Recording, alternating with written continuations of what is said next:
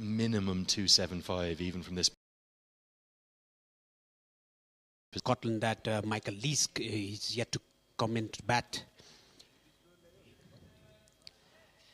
And talking about Lungameni, he's been touch expensive in this particular innings. For Scotland, there must have been a real temptation to go with Leask at 7, where he made that century in the last game. But I think they're definitely just looking towards the future and looking towards June in particular, the qualifier. Taken. It's a very good catch from Lungameni in his follow-through.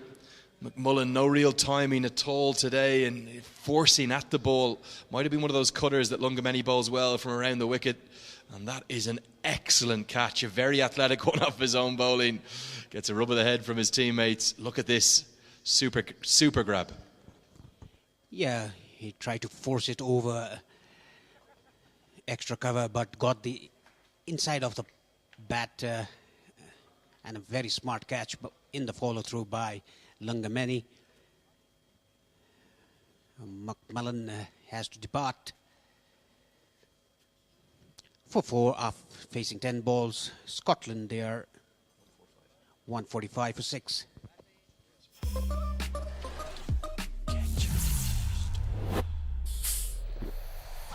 Get charged, keep on pumping and winning. Get charged, that is what you want to be. Get charged.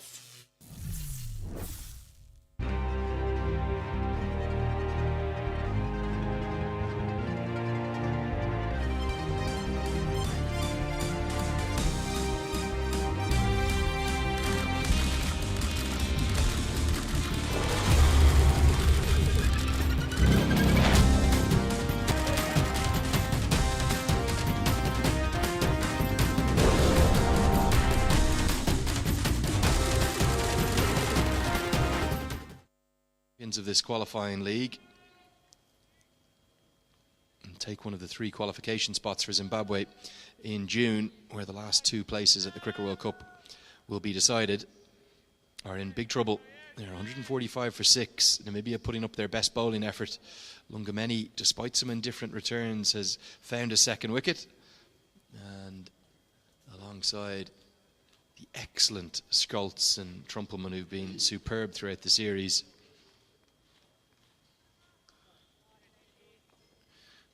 Strike rate of Leask will pose the question. 110, more than run a ball.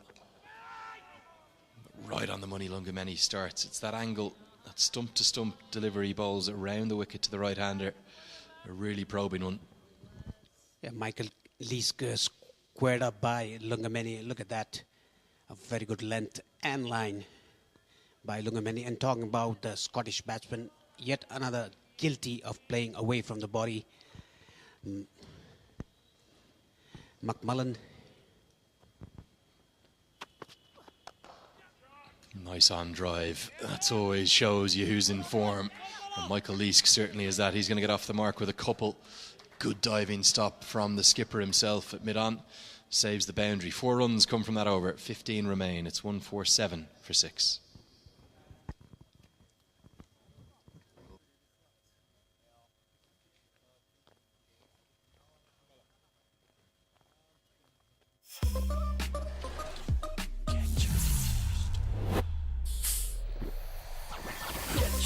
Keep on pumping and winning. Get charged, that is what you want to be.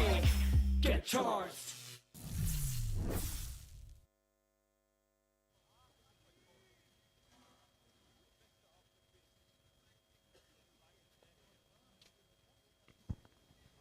Just a quick look at the bowling figures here as well. We're going to see an interesting move. This Carl Birkenstock's going to come in. I think this is because Erasmus doesn't trust Yofrance and Lofty Eaton to get 10 overs between them. So he's just looking for a couple of cheap overs of seam here, if he can. Would also be the option of Sean Fouchier, the debutant, but he's going to go to the taller Birkenstock. And you'd have to think that McIntosh and Leask should be targeting these part-time medium pacers overs. Both mid-on and mid-off, interestingly, up in the circle as well. So he's going to try ball back of a length and not allow anything too full. Yeah, Birkenstock, he's been bowling well in this series. so far and starts right on the money, back of the length, on off stump. Nicely driven there by McIntosh.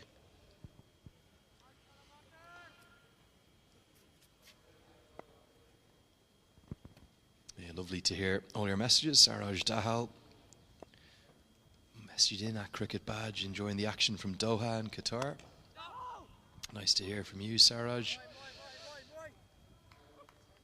Kurt in with another question, watching on from Scotland. He's asking you, Paresh, what have you made of Scotland's younger players? McIntosh, Jarvis, McMullen, McBride and Naylor. They've all looked pretty good, pretty accomplished. Haven't made big scores or big impacts, but they've looked on the pace of international cricket at least. Yes, they certainly have. Not judging by the scorebook or the scorecard, but I've seen them play. They have done a very good job for Team Scotland. Good upcoming stars for Scotland. I think one thing I've really noticed with the Irish side, who Scotland are always so closely matched with, is that similarly in Ireland, even though we do have first-class cricket now and interprovincial cricket, a lot of the learning of these young players is done at the international game.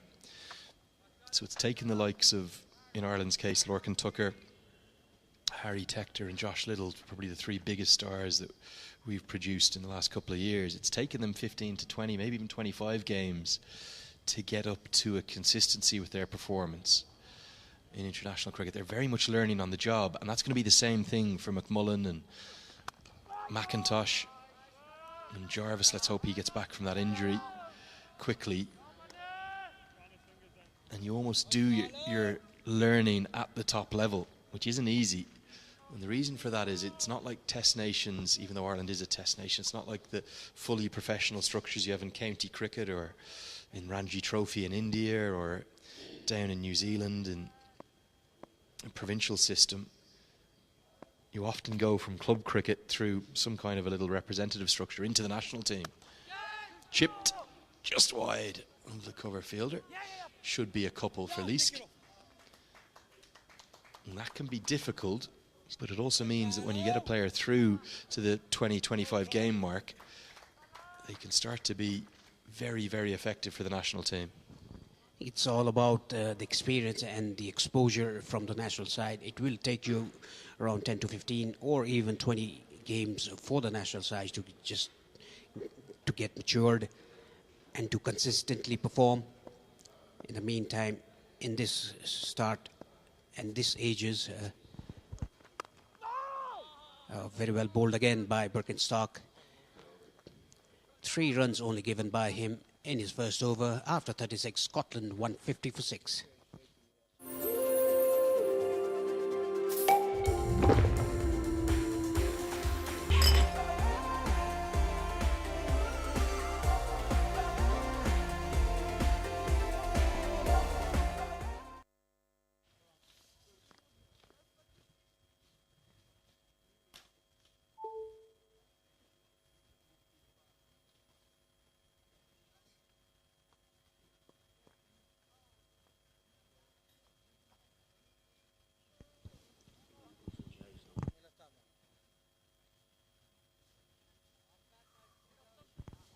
Great to hear all those messages coming in. If you do have any questions for Paresh or me, Andrew Leonard, just send them into @cricketbadge. You can get me, Andrew Leonard, on Twitter or Instagram. You can keep those messages private or you can make them public, whatever you want.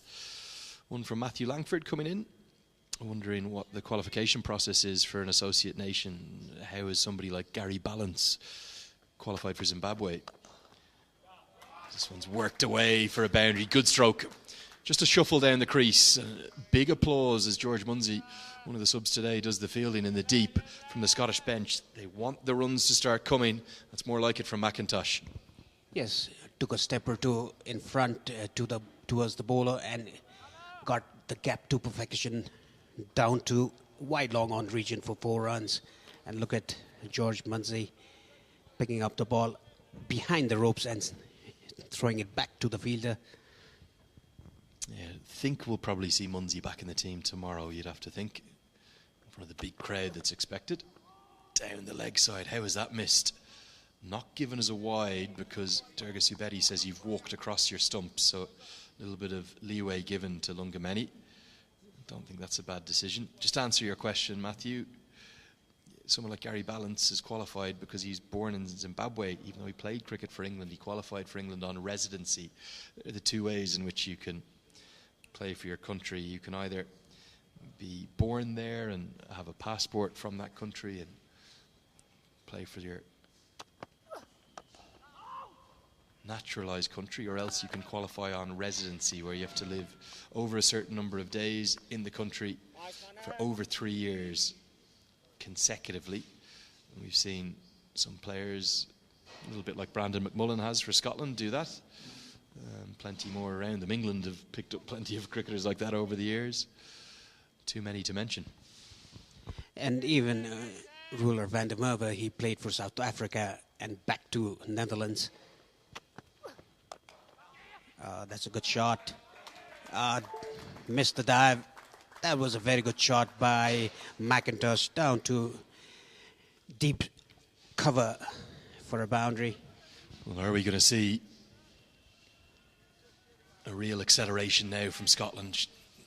Surely they've got to go for it. Anything less than 250 is not going to be enough. I can guarantee you of that. However well